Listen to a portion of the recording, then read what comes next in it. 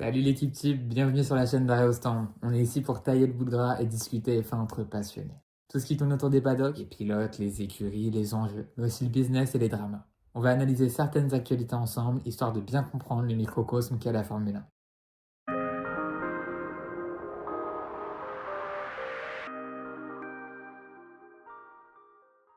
Le sujet du jour, c'est notre pilote français Esteban Ocon, qui est peut-être bien aux portes de sa meilleure saison.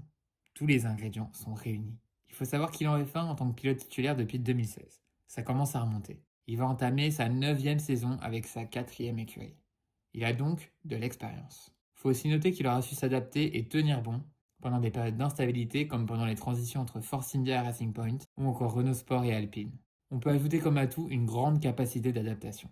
Et quand on fait les comptes, Esteban chez Alpine, c'est 106 GP et 309 points marqués. Ultime atout, il sait scorer. Et pour couronner le tout, il aura su collaborer avec une flopée de coéquipiers.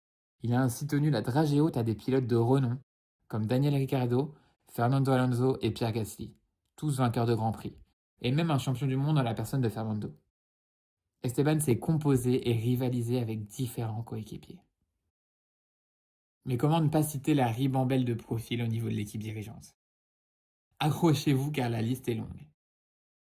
Avec Cyril Abitboul, Alain Prost, Laurent Rossi, David Ebrivio, Otmar Safnauer, Bruno Famin, jusqu'au trio actuel composé de Luca De Meo, Flavio Briatore et Oliver Roos. On peut donc finir en disant qu'il s'est collaboré avec différentes structures managériales. Ça commence à faire beaucoup d'ingrédients pour 2025.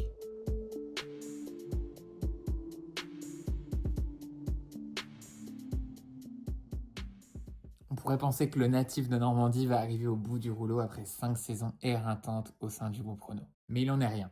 Il a maintenant acquis une grosse expérience et a bétonné sa récupération et sa préparation pendant l'hiver. Autre motif d'espoir, il vient de signer un contrat pluriannuel avec l'écurie américaine Haas. Il a donc sécurisé son avenir en F1 à moyen terme.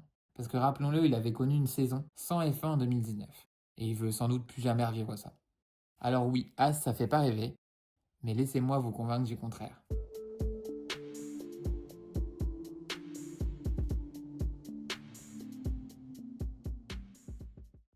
Au final, je pense qu'Esteban voit cette signature comme une opportunité. Un nouveau souffle et l'occasion de tout recommencer dans un environnement sain. Et depuis l'annonce du rapprochement avec Toyota, ce transfert se révèle être un coup de maître. Depuis l'an dernier, l'équipe est devenue plus saine. Exit Gunther Steiner, place à Ayao Komatsu, son ancien bras droit. Et quand on associe un management qui connaît bien le métier, parce qu'il est ingénieur auto de formation, Ayao, faut le savoir, à un duo de pilotes expérimentés formés par Nico Hülkenberg et Kevin Magnussen, on obtient une écurie qui remet sa tête à l'endroit. Ça leur a aussi permis de marquer de gros points en 2024 et de boucler la deuxième meilleure année de leur histoire. Après 2018 où ils avaient terminé 5e avec notre Romain Grosjean national.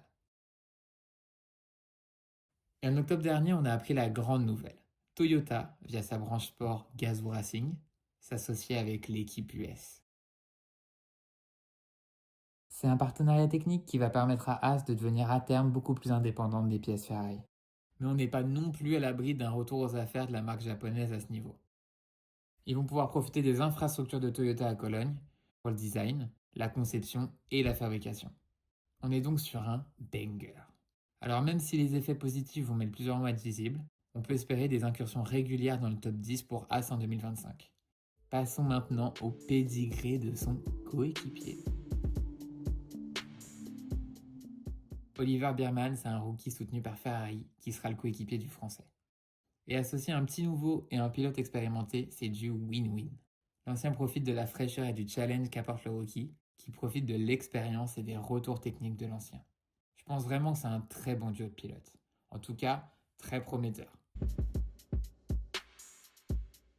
Pour conclure, oui, Esteban Ocon a été fatigué par Alpine Renault.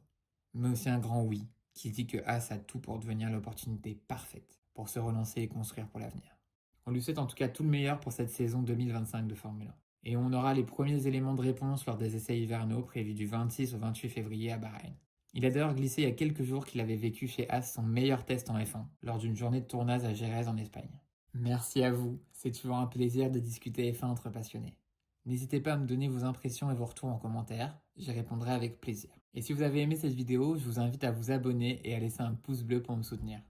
Cette première vidéo, c'est le début, enfin je l'espère, d'une belle aventure pour moi. Allez, à plus l'équipe type.